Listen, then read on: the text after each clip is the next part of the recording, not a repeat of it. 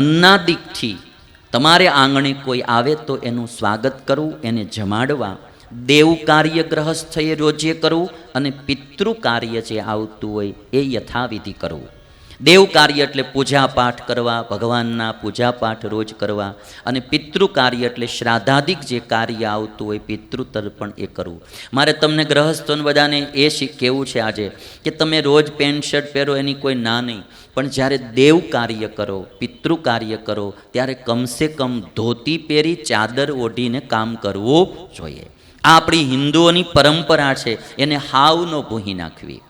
તમારે બધાએ એટલું કે જ્યારે દેવ કાર્ય પૂજાપાઠ કરીએ આપણે કે પિતૃ કાર્ય કરવા જઈએ ત્યારે કમસે કમ ધોતી અને ચાદર, એક ધોતી ને ચાદર ઘરે રાખવી જોઈએ. એવો કોઈ માંગલિક કાર્યક્રમ હોય ત્યારે આપણે ધોતી અને ચાદર પહેરીને પૂજાપાઠ કરવા. એક મારે એ બી કહેવું છે કે ઘરે કોઈ આરતીઓ કોઈ પણ ઉતારતા હોય, આરતીનો મતલબ એવો છે કે દુઃખ. આરતી એટલે પીડા, દુઃખ. સંસ્કૃતમાં આરતી શબ્દનો અર્થ થાય પીડા, દુઃખ. ભગવાનની આપણે આરતી ઉતારવાની હોય. આરતી ઉતારવાની એટલે ભગવાનની પૂજા જે કરીએ ને એ બધી જ ભાવનાત્મક ક્રિયા છે. તમને ખબર હોય તો ગામડામાં આપણે પહેલાં જતા એટલે માજી હોય, દાદી હોય કે માં હોય, એ છોકરો જાય એટલે આમ માથે હાથ ફેરવી અને પછી આમ ટછાકિયા ફોડતા. એને શું કહેતા આપણે? શું કહીએ? દુખણા લીધા. આ એક ભાવનાત્મક ક્રિયા છે.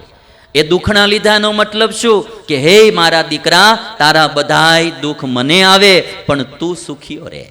આ આશીર્વાદની ભાવના, એક માનું વાત્સલ્ય એ આ દુખણામાં ઢોળાતું હોય છે. જેનામાં જેને પ્રેમ હોય એ એવું ઈચ્છતા હોય કે એના દુઃખ બધા મને આવે અને મારા સુખ બધા એને મળે. એટલે ભક્ત એને વાલામાં વાલું કોણ? એને ભગવાન. એટલે એ ભગવાનની આરતી ઉતારે. આરતી ઉતારે તો એમાં એક ભાવનાત્મક છે. ભગવાનને કોઈ દુઃખ ના હોય, પણ એક ભાવના છે કે હે મહારાજ, તમારા જે કંઈ દુઃખ હોય એ મને આવે, અમે તમારા દુઃખને ઉતારીએ. એટલે આરતી ઉતારવામાં, આરતી એટલે દુઃખ ઉતારવા. અને પછી એ આરતીને આપણે લેવાની હોય કે તમારા બધાય દુઃખ અમને આવે પણ તમે સુખિયા રહ્યો. આ ભાવનાથી આરતી ઉતારવામાં આવે. પણ હવે એક પરંપરા કેવી થઈ ગઈ, ભગવાનની આરતી ઉતારે અને પછી પેલી સીધી એને જ દઈ દે, તારા દુઃખ તને ને તને મુબારક, તારા દુઃખ તને ને તને મુબારક, તરત આમ દઈ દે. આરતી ઉતારવાની હોય ભગવાનની અને લેવાની હોય આપણે. એટલે ભગવાનની આરતી ઉતારીને ભગવાનને આમ દેવાની ન હોય, એ આપણે લેવાની હોય. આ ભાવનાત્મક ક્રિયા છે. એટલા માટે મેં તમને આ વાત હારે હારે કરી. સ્વામિનારાયણ ભગવાન, મારું તમે આટલું થોડું થોડું ગ્રહણ કરજો. દેવ કાર્ય પિતૃ કાર્યમાં આમ ધોતીમાં હશો ને તો શોભશો. એવું ન માનશો ખાલી બુટેડ શૂટેડ જ શોભી. આ અમે ક્યાંક દેશ વિદેશ જઈને તો અમારી અરે સેલ્ફી લેવા પડાપડી કરે, ટક્કામાંય સેલ્ફી લેવા આવે. ભાઈ એવું કંઈ ન હોય કે આમ બુટેડ શૂટેડ હોય તો જ બધા સેલ્ફી લેવા આવે. ગોરિયા લોકો એમ ઉભા રહી જાય કે એક સેલ્ફી લેવા લઈ લે બાપ, તારે હું વાંધો અમારે. હા, એટલે એ ટ્રેડિશનલ અમુક વસ્તુ હોય. ગાંધીજી ધોતી પહેરીને અમેરિકા લંડન ગયા હતા, ગોળમેજ પરિષદમાં કંઈક ગયેલા ને ગાંધીજી, તો ધોતી પહેરીને ગયેલા. એટલે ત્યાં એન્ટ્રન્સમાં જતા હતા ને તો લોકોએ રોક્યા કે અહીંયા બુટેડ શૂટેડને જ એન્ટ્રી છે, આ ડ્રેસમાં નહીં. ગાંધીજી કે તમારા માણસોને પૂછી લ્યો, આ મારા દેશનો પોશાક છે, આ પોશાકમાં એન્ટ્રી આપતા હોય તો આવું, નહીંતર જે જહાજમાં આવ્યો છે ને એ જહાજમાં પાછો ઇન્ડિયા વયો જાય છે કે. પણ ગાંધીજીને પછી એન્ટ્રી દેવી પડી અને પોતાના ટ્રેડિશનલ પોશાકમાં એ ગયા હતા. એટલે થોડીક આપણી સંસ્કૃતિ આ રોજ નહીં તો ક્યારેક ક્યારેક જાગૃત રાખવી જોઈએ. અને આપણો ડ્રેસ છે, ગાંધીજી એમાં જ ગયેલા.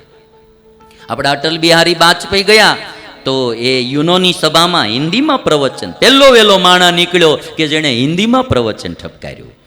ભારતની અમારી રાષ્ટ્ર ભાષા છે હિન્દી, એનું આપણને ગૌરવ હોવું જોઈએ. તમે તમારા રાજકોટના રેલવે સ્ટેશનમાં અંદર જઈ આવજો, કેટલા હિન્દી ભાષાના ઉત્થાન માટેના સૂત્રો લખ્યા છે. સ્વામિનારાયણ ભગવાને જે આ શિક્ષાપત્રી સલમાલકમને આપીને એ જગ્યા આ ત્રણ રેલવે સ્ટેશનના અંડરમાં છે. હું ત્યાં ગયો તો મેં જોયું કે આ જગ્યાએ સર માલ્કમને શિક્ષાપત્રી આપેલી, ત્યાં હિન્દી ભાષાના સૂત્રો છે. આપણને આપણી ભાષા, આપણી સંસ્કૃતિ, આપણા દેવો, આપણા ભગવાનો, આપણા આચાર્યો કે આપણા જે કોઈ મહાપુરુષો એનું ગૌરવ હોવું જોઈએ. હું તમને બિલ્ડરોને કહું, તમે સોસાયટીઓ પાડો તો આપણા કોઈ પણ સારા વૈજ્ઞાનિક થયા હોય ભારત દેશના, જેણે જિંદગી હોમી હોય, એના નામે પાડવી. કોઈ સારા ભક્ત થયા હોય, કોઈ સારા સંત થયા હોય, કોઈ સારા દેશભક્ત થયા હોય, અરે કોઈ સારો નેતા દેશભક્ત થયો હોય તો એના નામે સોસાયટીઓ પાડવી. પણ હાવ નકરા આપણે ફોરેનોના નામે શું કરવા પાડવી? એ ક્યાં અહીંયા એક કોઈ મકાન ખરીદવા આવવાના? મકાન તો આપણાવાળા ખરીદવાના. આપણી સંસ્કૃતિ, આપણું એ જાગૃત થાય, એનું ગૌરવ હોવું જોઈએ. અને સ્વામિનારાયણ ભગવાન એક વાત કરે છે, બહુ અદ્ભુત શ્લોક બોલ્યા, યાવત જીવંચ શુશ્રુષા કાર્યા માતુ પિતુર ગુરોહો રોગાર્તસ્ય મનુષ્યસ્ય યથાશક્તિ ચ મામ કહી. સ્વામિનારાયણ ભગવાન કે ગ્રહસ્થોએ માતા, પિતા, ગુરુ અને રોગી આ ચારની યથાશક્તિ જીવન પર્યંત સેવા કરવી. માતા, પિતા, ગુરુ અને રોગી, આને ક્યારેય દુઃખી ન થવા દેવા. એટલે ખાસ ગ્રહસ્થોએ આ વાત યાદ રાખવી. આપણા માતા પિતા હોય, આપણા સાસુ સસરા હોય, તો આપણા ઘરમાં કોઈ રોગી હોય તો એની દિલથી અને ભાવથી સેવા કરવી. એની પાસે બેસવું, એને પૂછવું, 2 વાર પૂછવું તમારે શું જમવું છે, હું તમને શું બનાવી દઉં, એને બહુ સારું લાગે. માણસ છે ને, મેં 2 માર્કિંગ કરેલું છે કે સૌથી વધારે માણસ જો નર્વસ થઈ જતો હોય ને, ઢીલો પડી જતો હોય, ભાંગી જતો હોય, તો એ શારીરિક રોગમાં ભાંગી જાય. ગમે એવો શૂરવીર માણા હોય પણ શરીરમાં એવો ભયંકર રોગ આવે ને, માણા ભાંગી પડે. તેથી એને હૂંફની બહુ જરૂર હોય, તેથી એને પ્રેમની બહુ જરૂર હોય. કોઈ પણ આપણા ઘરનો મેમ્બર બીમાર પડે તો તમારે એને બહુ ભાવથી રાખવા, એને ભાવથી જમાડવા, ઘડી સાપડી એની પાસે બેસવું, વાતચીત કરવી. નહીંતર માણસ ટેન્શનમાં વધારે એને રોગ વકરતો જાય. અમારે સાધુઓમાં અમે આ જોઈએ, એક બીમાર પડ્યો હોય તો બધા એનું બહુ ધ્યાન રાખે. અમારે હરિનંદન સ્વામી 4-5 વર્ષ પથારી વસર્યા, પણ અમારા સાધુને હરિભક્તો આમ ભગવાનની જેમ એની સેવા કરતા એ આપણે જોઈએ. અને અમારામાં તમારામાં થોડોક ફરક પડે. જો અમે ભલે ગોલા ખાવા રાજકોટમાં ન જઈએ કે, પણ તમે છે ને જેમ જેમ ધંધામાંથી ને કામમાંથી નીકળતા જાઓ ને, જેમ ઓલું કપડું જે નીકળી જાય ને એ ગાભો થઈ જાય, એમ તમે નીકળી જાઓ એટલે ભાભો થઈ જાઓ. તમે જ્યાં સુધી રળતા હોય ને ત્યાં સુધી તમારી ડિમાન્ડ હોય, રળતા બંધ થઈ જાઓ એટલે ડિમાન્ડ ઘટવા માંડે. અને જેમ વૃદ્ધ મોડો થવા એમ ડિમાન્ડ ઘટવા માંડે. અને અમારા ત્યાગીમાં કેવું, જેમ વૃદ્ધ થાય ને એમ ડિમાન્ડ વધતી જાય. રીત જગત છે ન્યારી. અમારામાં એવું, જેમ વૃદ્ધ સાધુ થાય એમ એની ગરિમા વધતી જાય. હખણો રહ્યો હોય તો આખી જિંદગી. એ પેલો પાયો.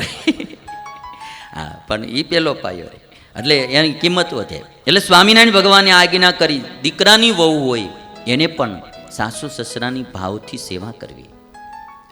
મને મોરબીનો પ્રસંગ મેં તમને એકવાર કહી દીધો, પણ મને ગમ્યો એટલે વારે વાર, જે ગમે ની મારથી રહેવાય નહીં.